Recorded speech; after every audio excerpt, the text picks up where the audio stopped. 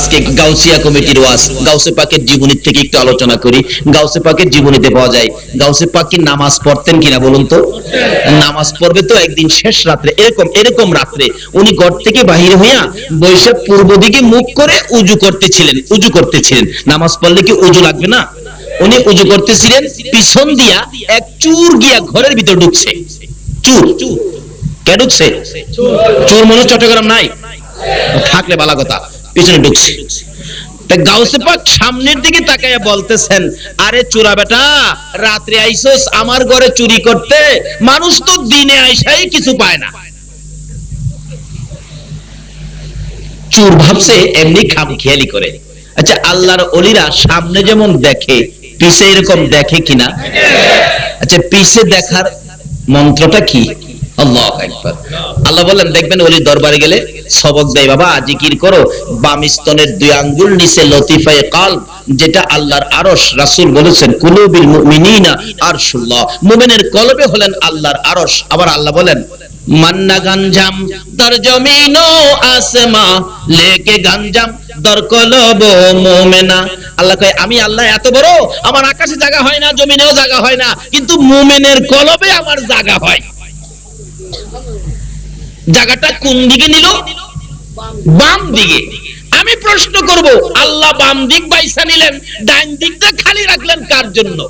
আমার আল্লাহ বলেন, দুনিয়ার মানুষরে ডান দিকটা খালি রাখলাম, দেখি তোমরা ডান দিক কি দিয়া বলতে চাও। যারা আমার নবীর প্রেম আর ভালোবাসার আসন ডান দিকে বসাইছে, তারা সামনে যেমন দেখে, পিছেও তেমন দেখে। জোরে জোরে কান সুবহানাল্লাহ। গাউসে পাকের জীবনী, আল্লাহর ওলি গাউসে পাক বলুন, নবীকে ভালোবাসা দিত কিনা? উনি বলেন, আল্লাহ গো, তুমি যখন বাম দিকে আছো, আমি তোমার বন্ধুর প্রেমের আসন ডান দিকে বসাইলাম, এইজন্য সামনে তাকাইয়া পিছনের দিকে সব দেখে। আব্দুল কাদের জিলানী রাহমাতুল্লাহ সামনে বসে উজু করে, পিছনে দেখে। দেখবেন বাম ডান দিক ক্লিয়ার থাকলে বাস্তব একটা প্রেমের চশমা লাগান না। যারা ড্রাইভিং করে দেখবেন গাড়িতে উঠাই ডান দিকে ছোট্ট একটা গ্লাস বাহির করে, দেখছেন? এই গ্লাসটার ড্রাইভিং ভাষায় নাম কি? Looking glass. লুকিং গ্লাস, দেখছেন? Looking glass. দেখবেন বাহির করে সামনে তাকায় থাকে, তারপরও পিছন থেকে কে ওভারটেক করে সে দেখে কিনা? পিছনে কি চায়? চায় না। সামনে তাকায় লুকিং গ্লাসে দেখে। আমার আল্লাহকে, তোমরা কে আছো? আমার নবীর প্রেমের একটা লুকিং গ্লাস ডান দিকে বসাবি, তাহলে সামনে যেমন দেখবি, পিছেও। গাউসে পাক ডান দিকে নবীর প্রেমের লুকিং গ্লাসের মধ্যে দেখে চোরা বেটা ঢুকছে। উনি বলতেছেন, রাইতে আইছস, দিনেই তো কিছু পায় না। উনি বলেন, হাই হাই, চোর কেন খামাখা ঢুকলো? চোর খুঁজতেছে কি পাইবো না পাইবো। উনি উজু টুজু করে নামাজ পড়বে তো ভিতরে ঢুকছেন, ঢুকে দরজা লাগাইছেন। লাগানোর পরে চোরা বেটা কয়, দরাত তো পড়ছি। অবশেষে একটা চাটাই উঠাইয়া, চাটাই পেছাইয়া দাঁড়ায় রয়েছে, মনে হয় যে চাটি দাঁড় করে রাখছে, মানুষ টানুষ ভিতরে নাই। আচ্ছা, গাউসে পাক দেখেনি ভিতরেও? আজকে যারা এখানে বসা আছেন, বাগদাদ থেকে দেখেনি?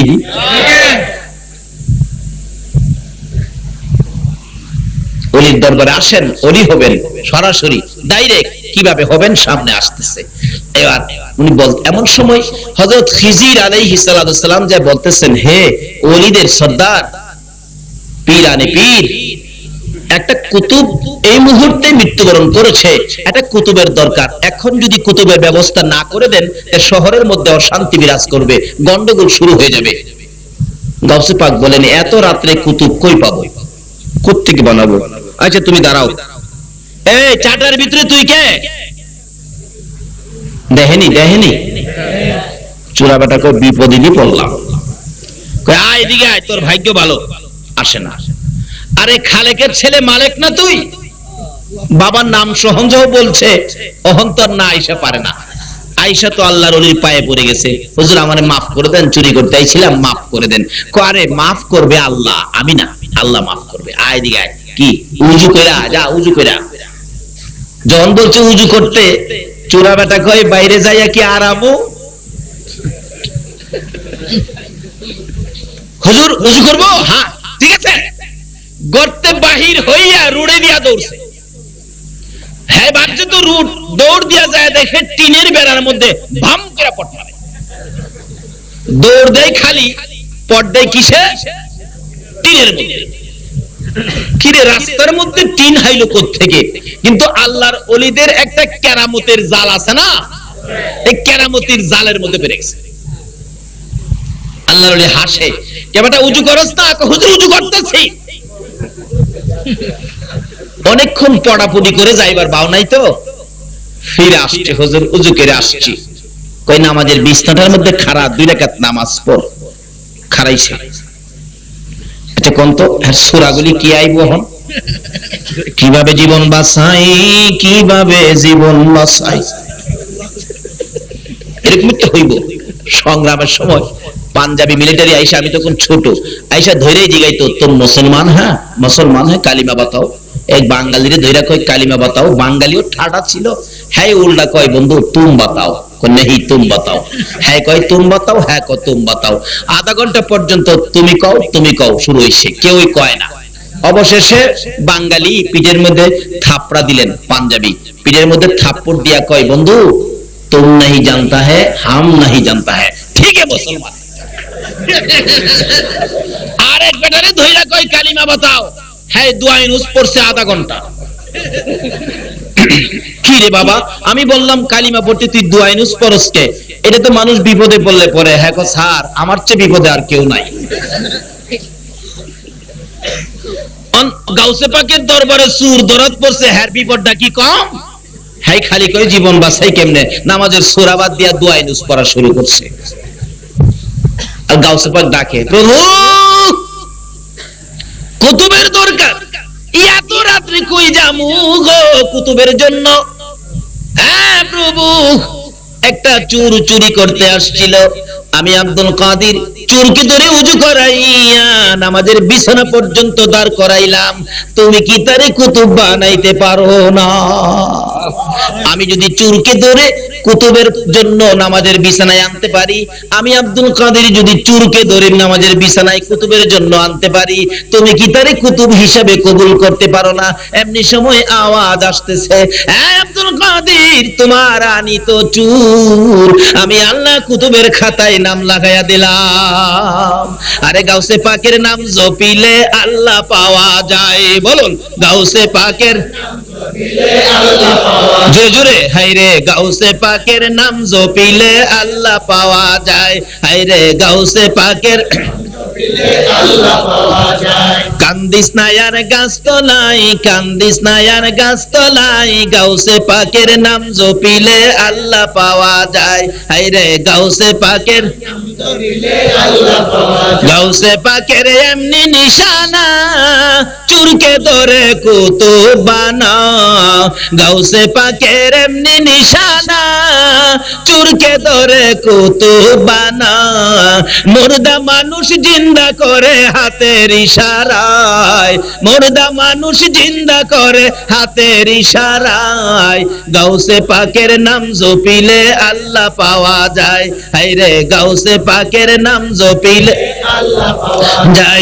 পাগল কান্দিস নায়ার গাছ তলায়, কান্দিস নায়ার গাছ তলায়, গাউসে পাকের নাম জপিলে আল্লাহ পাওয়া যায়, হায়রে গাউসে পাকের নাম জপিলে আল্লাহ পাওয়া যায়। আল্লাহর ওলিরা পারেনি এমন ভাবে আমার আল্লাহর সাথে সম্পর্ক লাগাইতে, বলুন পারে কিনা? আরো বাস্তবে আসুন, ওলির দরবারে যান, ওলিদের সাথে সম্পর্ক রাখুন, গাউসিয়া কমিটির মধ্যে যোগ দেন, গাউসে পাকের স্মরণে নবীর ভালোবাসায় মাহফিলের আয়োজন করেন, এতে কি লাভ হবে? আসুন আগে বাড়ি। আজকে কারা এই আয়োজন করেছেন? নিশ্চয়ই গাউসে পাকের মা বাবা যেরকম নেককার ছিল, আপনাদের মধ্যেও যারা গাউসিয়া কমিটির মধ্যে আছেন, আপনার মা বাবার মধ্যে বুঝি এমন কিছু তাসির আছে। কারণ যার মধ্যে যেটা আছে এটাই বাহির হয়। আমার আগের হুজুর ওয়াজ করলেন, আমি এটা আরো বাস্তবে রূপ দিচ্ছি। যার মধ্যে যেটা, এক যুবকের জীবনীতে পাওয়া যায়, যুবক 5 ওয়াক্ত নামাজ পড়ে। যুবক কি করে? গাউসে পাকের বাবাও নামাজ পড়তো কিনা 5 ওয়াক্ত? যুবক নামাজ পড়ে। একদিন মসজিদের মধ্যে নামাজ পড়তেছে, তো পিছনের কাতারের মুসল্লি ছিলেন এক বাদশাহ। বাদশাহ যুবকের নামাজ দেখে বললেন, বাবা তোমার নামাজ এত সুন্দর। নামাজ শেষে বলতেছেন, তোমার কাছে আমি বাদশার মেয়েটা বিয়ে দিতে চাই। বাদশার মেয়ে বিয়া দিতে চাইলে চট্টগ্রামের কোন যুবকের কাছে কন্ত হ্যাঁ খুশি হবে না বেজার হবে? এই কি মা বাবার চিন্তা করবো হন? খালি কইব কাম সাইরে লাইন। বাদশার মেয়ে বিয়া করা এটা তো টাফ ব্যাপার, এত সহজে। আচ্ছা, বাদশা মেয়ে বিয়া দিবে রাজি হলেন কি দেখা? কয় না বাঙালি, কি দেখা? নামাজ দেখা। বাবা আমার মেয়েটা তোমার কাছে বিয়ে দিতে চাই। যুবকটা বলেন, আমাদের দেশের যুবক হলে তো সঙ্গে সঙ্গে রাজি হয়ে যেত। যুবক কি কয়, চাচা আপনি বাদশার মেয়ে বিয়ে দিবেন আমার কাছে, তবে দুঃখ নাই বিয়ে যখন করি নাই বিয়েটা করব, শর্ত হলো আপনি বাদশার মেয়েটা নামাজিনি। আচ্ছা, এই যুবক এখন পাওয়া যাইব? যুবক পাইবেন কই? যুবকের বাবাই তো পাইতেন না। বাবারা ছেলেরে বিয়ে করাইব, ঘটকের কাছে প্রস্তাব দিয়ে আগে জিগায় কত দিব, লাখ দুয়েক। এরূপ আছে না বাংলাদেশে? থাকলে বলা কথা। এ রোগ রাখবেন নাকি নবীর উম্মত হইবেন? এ রোগ যে এলাকায় ঢুকছে, এই এলাকায় জলোচ্ছ্বাস, ভূমিকম্প, পানি যায়া ধ্বংস করছে। আর যদি এই রোগ বাদ দিয়ে নবীর উম্মত হতে পারেন, কিসের ভূমিকম্প, কিসের জলোচ্ছ্বাস? নবীর উম্মত ওমর ফারুক রাদিয়াল্লাহু তাআলা আনহুর জীবনী খুলে দেখুন। মদিনায় একবার ভূমিকম্প হইতেছিল, ওমর যখন শাসক, মদিনার মাটি থরথর করে কাঁপতেছে। ওমর একটুও ভয় পায় না, দৌড়ায়ও না ভয়ে, গড় থেকে লাঠি নিয়ে বাইরেছে, মাটিরে শাইস্তা করে। আয় মাটি আয়, থাম থাম, কি পাইছস? সাইজ কিরা নামু, এত বড় সাহস কই পাইলি? নড়াচুরি করস? বাইরেয়া মাটিরে থামাইছে। সুবহানাল্লাহ। থামায়া কয়, তুই যে ভূমিকম্প হয়ে নড়াচুরি করলে তোর কি লজ্জা করলো না? তুই জানোস না এই মাটিতে যে আমার রাসূল ঘুমাইয়া রইছে? ওমরের জীবনীতে লেখে, মাটি একবার খামোশ চুপ হয়ে গেছে, একবার নড়াচুরি বন্ধ। এমন কি ওমরের চাবুকের আঘাতে মদিনার মাটি এমন ভাবে চুপ হয়েছে, কিয়ামত পর্যন্ত মদিনাতে আর ভূমিকম্প হবে না। নবীর উম্মত ওমর হয়েছে কিনা বলুন তো? যে ওমর নবীর ভালোবাসার দরজা ঠিক রাখতে যাইয়া আপন পিতার কল্লা কেটে দিয়েছে, সে নবীর ভালোবাসা শিক্ষা দেওয়ার জন্য আমার আল্লাহ কোরআন শরীফের মধ্যে ঘোষণা দিয়েছে।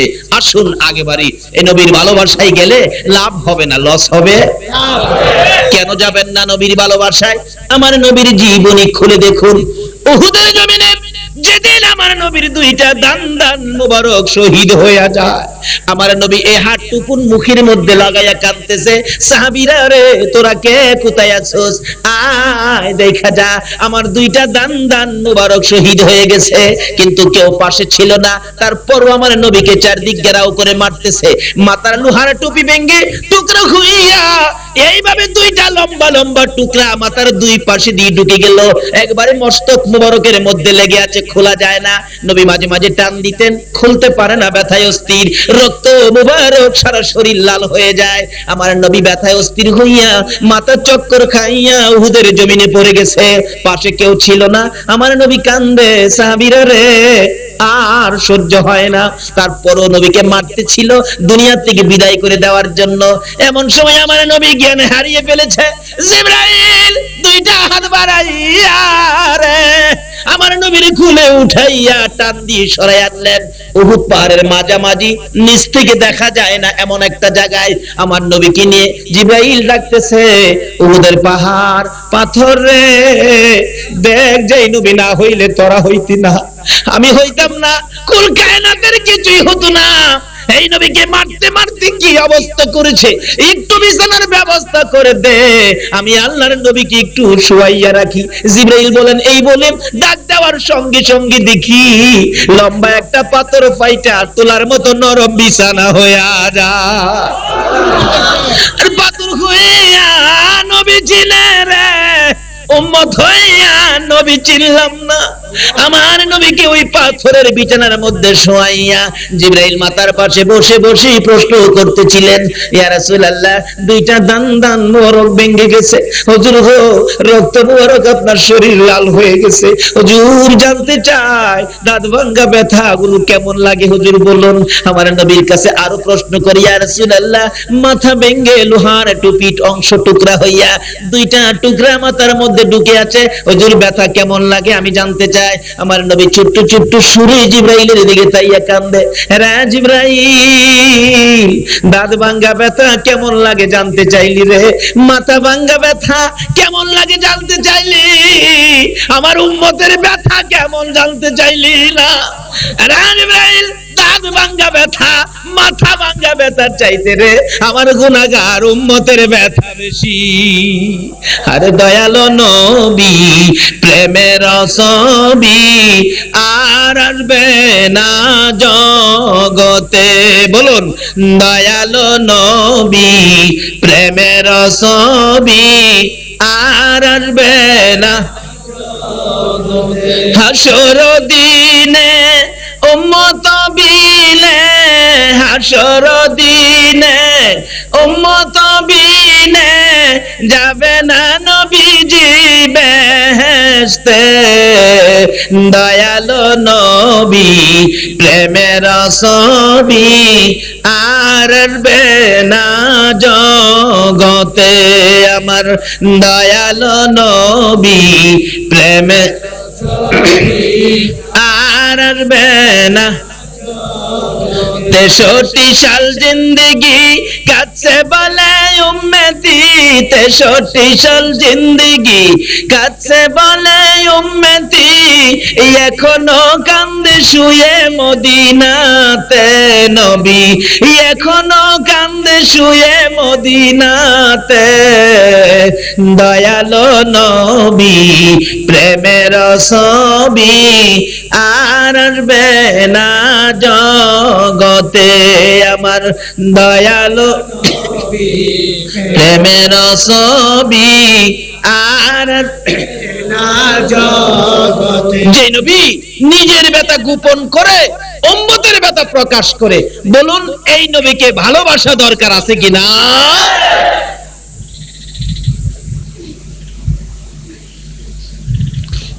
বেশি কষ্ট হইতেছে আপনাদের? দেন না, একটা রাত্রই তো দিবেন, কালকে তো আর এখানে আসতে বলা হবে না, কিন্তু নবী তো কালকেও আপনার জন্য কাঁদবে।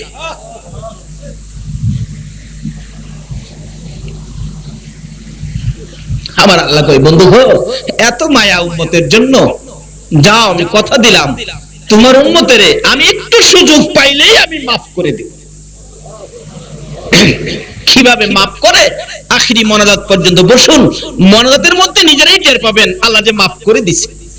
যদি দেখেন মোনাজাতের শেষে বাসা বাড়িতে যাইতে শরীরটা হালকা লাগে, মনটা শান্তি লাগে, মনে খালি কয় রাত্র গেলে গেছে রে, খুব ভালো লাগছে, তাইলে নিশ্চিত হবেন আজকে ক্ষমা পেয়ে গেছে।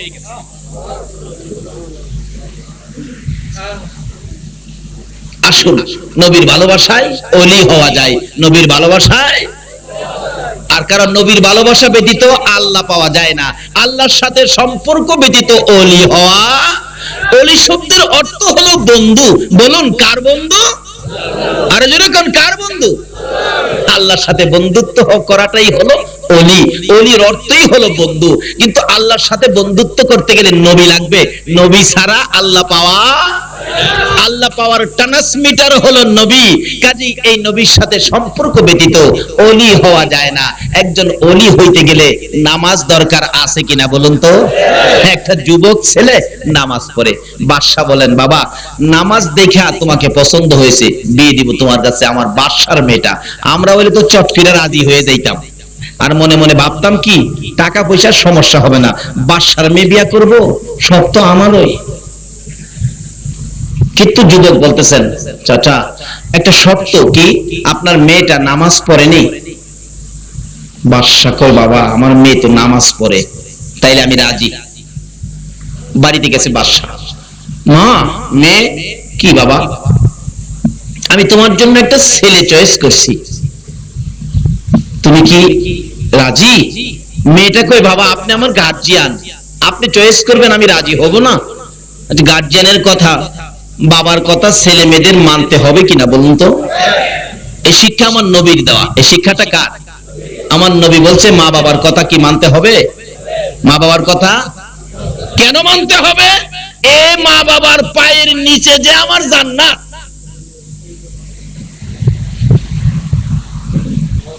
জান্নাত মসজিদের পায়ে, মসজিদের নিচে নয়, মাদ্রাসার নিচে নয়, মক্কার নিচে নয়, জান্নাত রাসূল বলেছে মায়ের পায়ের নিচে।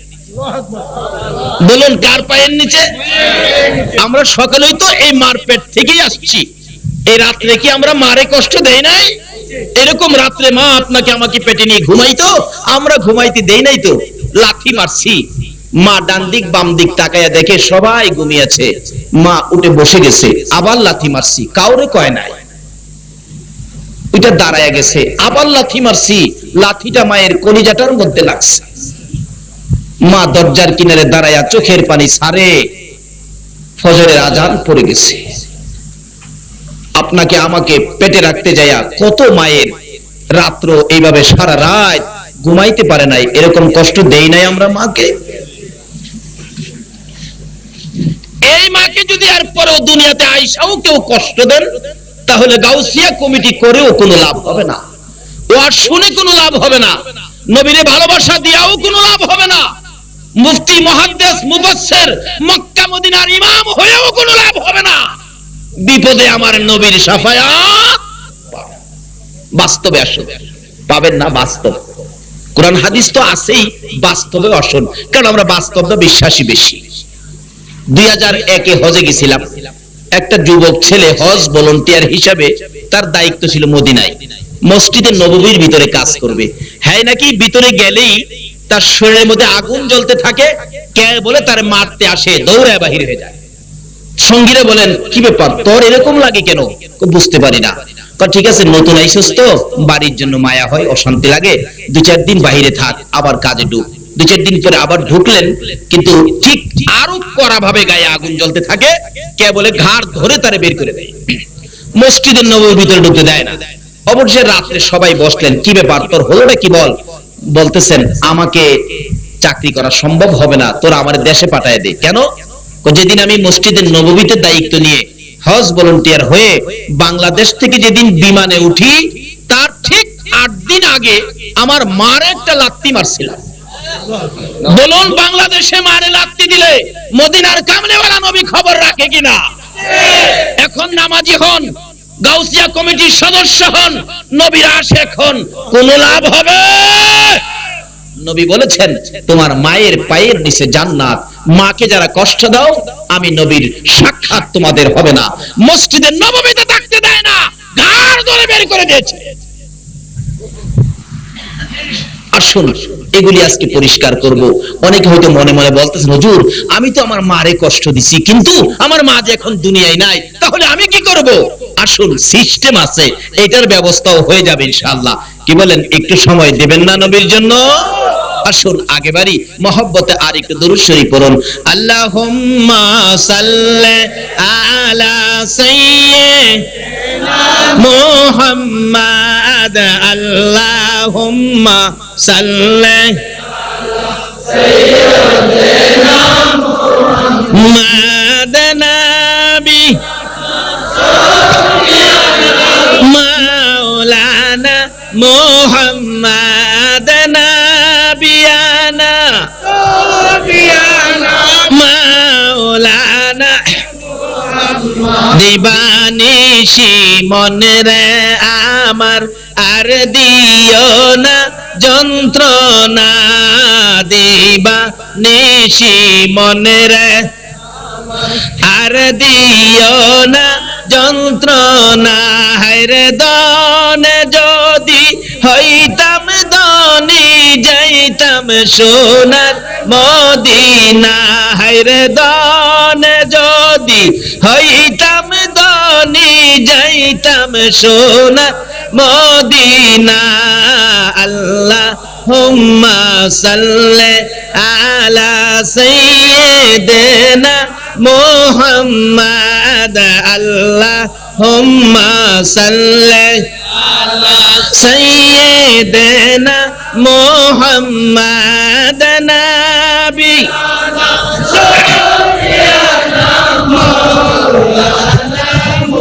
মুহাম্মাদ নবিয়ানা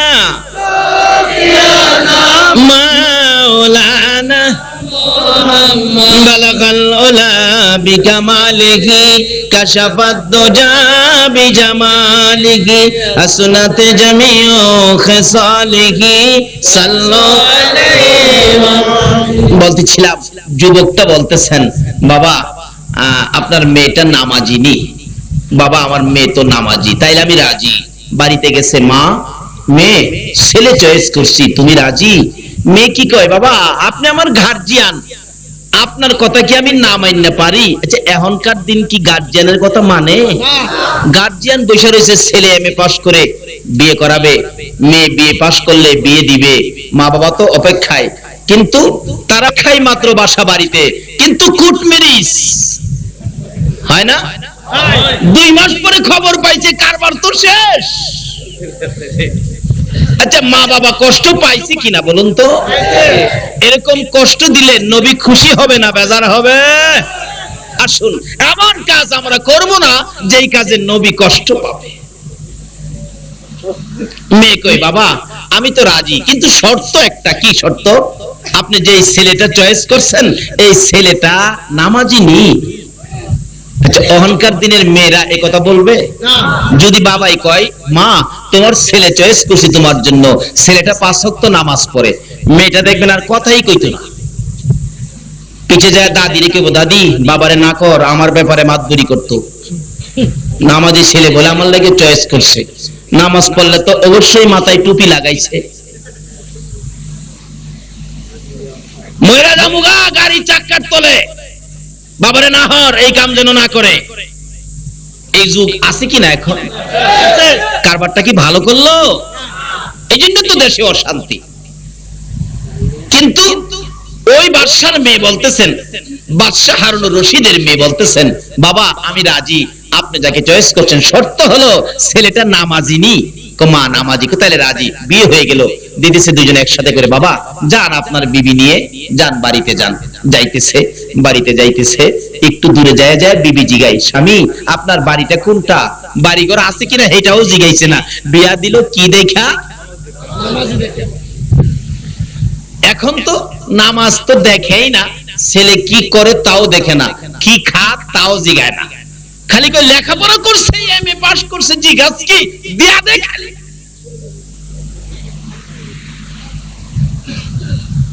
একটা জঙ্গলার কাছে গিয়া কয়, বিবি আমার বাড়ি এটা, ঘর কই? জঙ্গলা তো বাড়ি দেখাইলেন, ঘর কই? যেটা ঘর দেখাইতেছে বাহিরের থেকে ভিতরে কি আছে সব দেখা যায়, তাইলে এতে কি বোঝা গেল? ঘরে কি বেড়া আছে? এটাই ঘর। বাদশার মেয়ে তো বিয়া করে নিলেন, ঘরও বেড়া নাই, এটা ঘর? হ্যাঁ। বাবাই কই বিয়া দিল? আচ্ছা ঘরের ভিতরে এটা কি দেখা যায়? বিবি এটা একটা নামাজের চাটি। নামাজের কয়না বাঙালি দেখছেন? ঘরের ভিতরে দেখা যায় এটা কি? নামাজের। আচ্ছা অহংকার দিনে কেউ যুবক বিয়ে করে নতুন বিবিরে নামাজের চাটি দেখাই পারবো? দেখবেন ঘরের মধ্যে যাইবো, যায়া দেখবো এটা কি, কাপড়টা মাথার কাপড় সরায় জিগাইবো, স্বামী এটা কি? কই এটা চিনো না, এটা সিডি। এইটা কি? এটা বিসিডি। আর আগেকার দিনে কি দেখাইতো? এটা নামাজের। ওই নামাজের চাটির পরিবেশে এখনো যেই বাতাস, যেই গন্ধ আছে, তারাই গাউসিয়া কমিটির ঢুকছে, তারাই আজকের ওয়াজ মাহফিলে আসছে।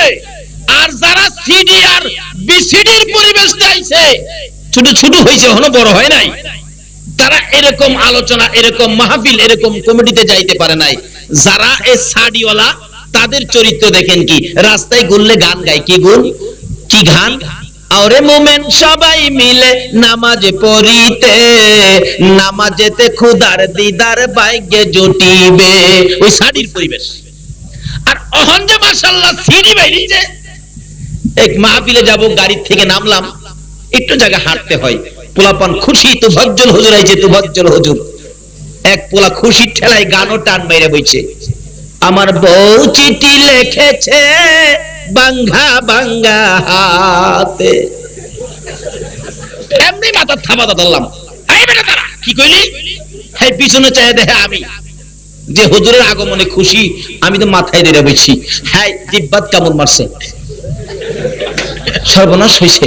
আরে অক্ষণ তুই কি কইলি, বিয়ে করছস? কই না হুজুর বিয়ে তো করছি না। তুই অক্ষণ না কইলি তুই বিয়ে করছস, তোর বউ বাঙ্গা হাতে চিঠি লিখছে। কই না হুজুর বিয়ে তো করছি না, মাত্র 7 বছর, আমি বিয়ে হনি করব। তখন না কইলি তোর বউ চিঠি লিখছে। কই হুজুর সিডির মধ্যে লিখছে।